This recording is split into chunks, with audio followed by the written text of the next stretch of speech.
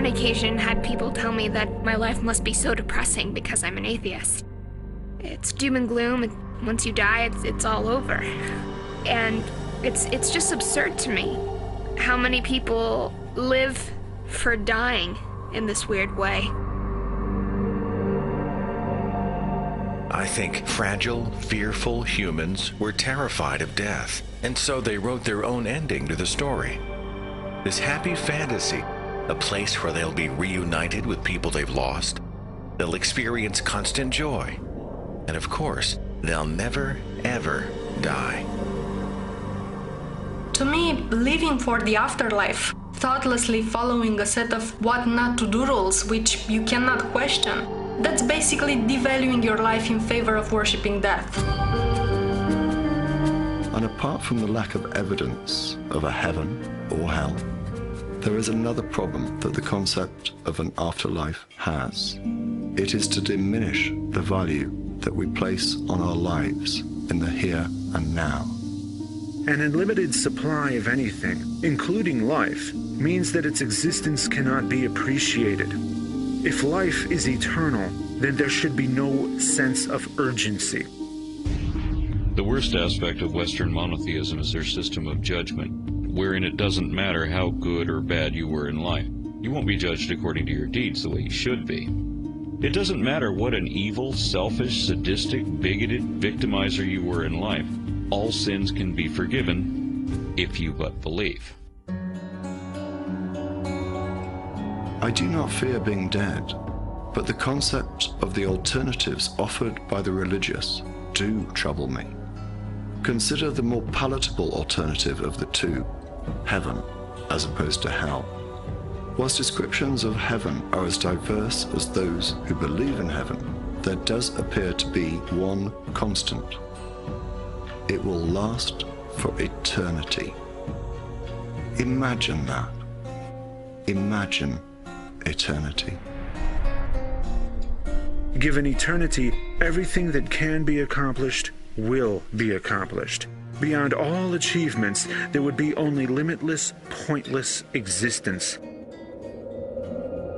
The first 100 years may be possible.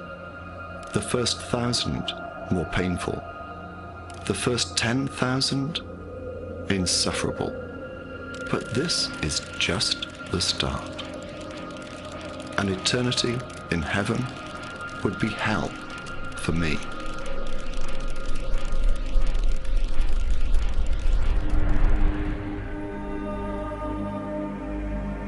When I think about my own death, I used to feel scared, but I don't think I do anymore. I'm not afraid of being dead. After we die, we will not know the truth at that point. We will not know, wish, think, remember, dream, anything. When we look at what a human being is, what their identity is, that I am this collection of my memories, my hopes, my dreams, my desires, my consciousness exists as a product of the brain that is in this body. That ends at death. I don't find this sad or tragic either. I don't really welcome death, but I don't live in fear of the end.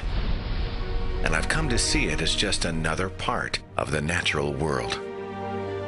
And to borrow from Mark Twain, I have been dead for billions and billions of years before I was born, and not suffered the slightest inconvenience from it. In some respects, we never die. Our lives are entangled with those who come after us, just as our lives are entangled with those who came before us. I mean, there is scarcely a living soul on this planet that doesn't go to bed at night without their lives in some way being affected by the work of the hands and minds of folks like Faraday, Newton, and Pasteur. But these entanglements go way beyond the vulgarly obvious main roots, for similarly, almost everyone's life is intertwined with the people who grew the grain and made the bread that these men ate. So it becomes clear that death is not the end. We are intertwined with both lesser and greater themes. Just because there is no grand scheme that it plays into doesn't mean that there's not something beautiful about what's going on here. Ironically enough, the only part of me that is, for all intents and purposes, immortal is my material body.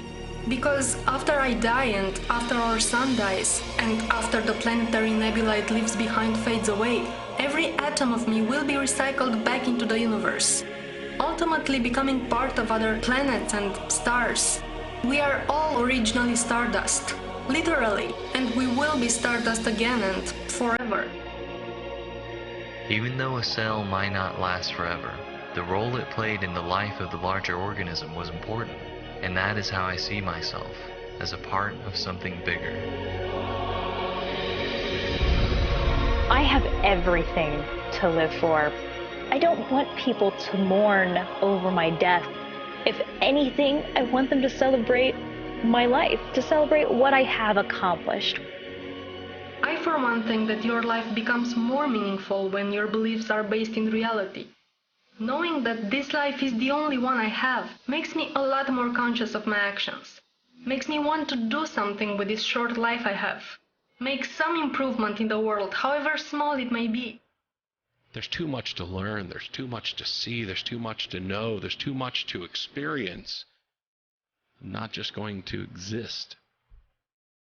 I'm going to live. For the beauty that cannot be seen, for the honor of those whose shoulders we stand on, for the hope of those we aspire to become, and for the inspiration of those who will surpass our achievements. Life is a precious, brief, fragile, amazing thing. And instead of being so fixated on living after death, I want to truly live before it. And be thankful that against incredible odds, I was able to witness this particular part of the universe with my own eyes, firsthand.